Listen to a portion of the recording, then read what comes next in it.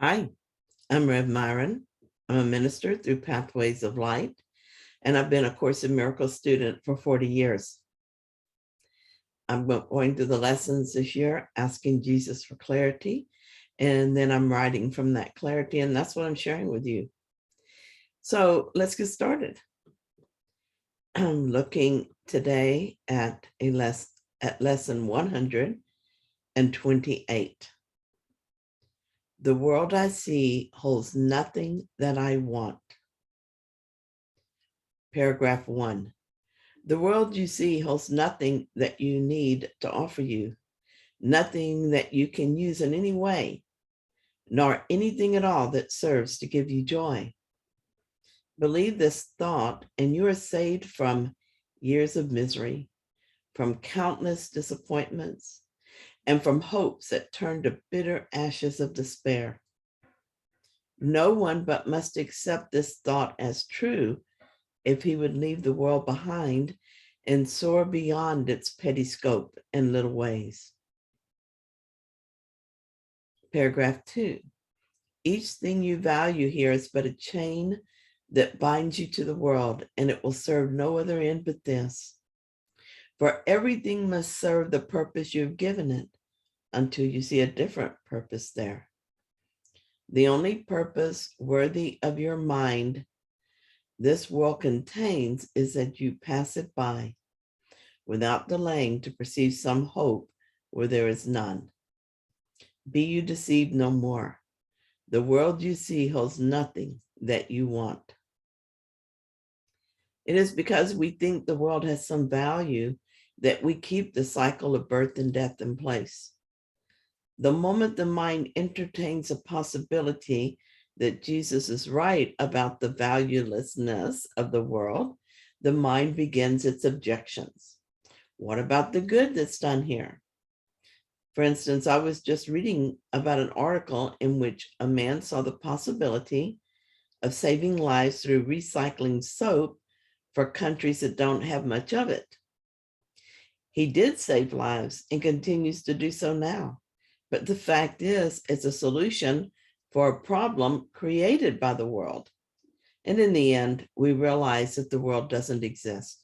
And this is all just a memory. Does this mean that we should not do anything in the world? Of course not. The script is written and it's perfect to help us wake up if that is the purpose we give it. This man can use his experience to bring him closer to oneness as he sees his interest is the same as his brother's. This is an opportunity for him to extend love in the form of helpfulness. On the other hand, sometimes people think that good deeds redeem them from their guilt. This would be a different purpose for philanthropy and not valuable. Or someone might use it to inflate their status or for other valueless reasons. It is not what we do that adds value, but whether or not our actions and words lead us to awakening from the world. Paragraph 3. Escape today the chains you place upon your mind when you perceive salvation here. For what you value, you make part of you as you perceive yourself. All things you seek to make your value greater in your sight limit you further, hide your worth from you, and at another bar cross a door that leads to true awareness of yourself. No matter how successful we are in the sight of the world, it is nothing compared to our reality.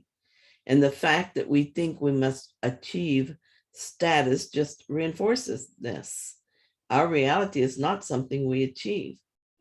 Perfection doesn't need anything to be itself. Seeking anything to make our value greater limits us because it assumes we need something added to be valuable. In reality, we're already that, but we obscure it from ourselves with the belief we must somehow become valuable. Paragraph 4. Let nothing that relates to body thoughts delay your progress to salvation, nor permit temptation to believe the world holds anything you want to hold you back. Nothing is here to cherish. Nothing here is worth one instant of delay and pain, one moment of uncertainty and doubt. The worthless offer nothing. Certainty of worth cannot be found in worthlessness. Everyone has body thoughts. We love our body or we hate it. The same goes for the other bodies, those that we think of as others. We want it to be healthy and fit. Some people resist its aging and the steady movement toward death. As with everything else, the important thing is to look at those thoughts without judgment, no matter what form they take. The worst, most evil thought is still a thought about nothing. To judge it and feel guilty for it reinforces the idea it does have meaning when it doesn't. Instead, look with the Holy Spirit and accept his interpretation that the body does not exist. How then could thoughts about nothing have meaning? Paragraph 5. Today we practice letting go all thought of values we have given to the world. We leave it free of purposes we gave its aspects and its phases and its dreams. We hold it purposeless within our mind and loosen it from all we wish it were.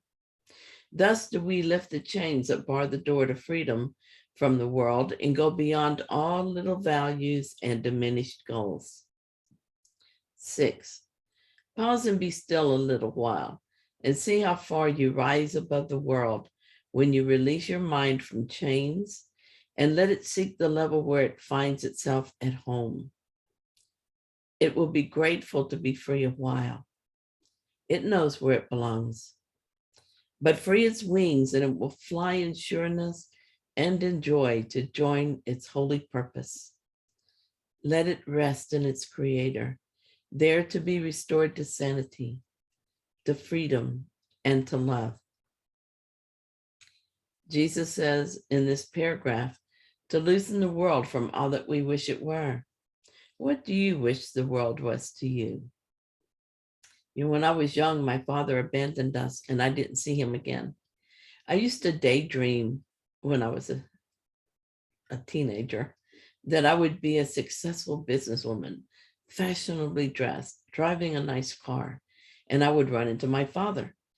Sometimes in the daydream, he would be so impressed with me that he would be happy to see me. Other times, he would be so impressed with me that he would be sorry that he had lost my affection. None of that happened. And as an adult and from a different perspective, I was thankful he was gone and had no desire to see him. But it's a good story to illustrate how we can value the valueless. Nothing would have been served by achieving my goal in that situation. Our lives are made up of worthless goals. It is so common and so obvious that Garth Brooks made a lot of money singing about the value of unanswered prayers. The way the special relationship with my father finally took on value was when I forgave it. I want to rise above the world and remember who I am. I want to be done with the dream of separation and with its useless dramas and its constantly shifting meaning. What I want is peace, and I'm not going to find it in the world. I must give up all hope of finding anything of value in the world so that I'll be willing to look for value where it can be found. I am practicing this as I look with the Holy Spirit to interpret for me, and I practice slipping into the silence where I belong. I'm doing this in little moments all through the day. I got the idea from a video by Keith Kavanaugh, and I have to say that even those brief moments have convinced me of its value.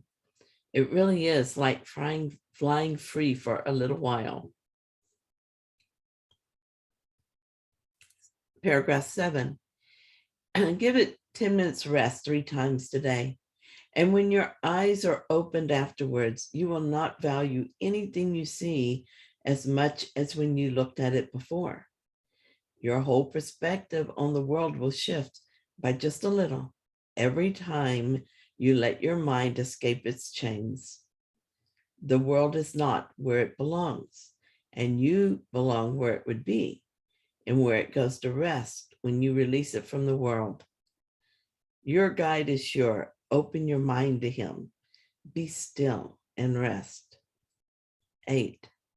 Practice your mind, protect your mind throughout the day as well.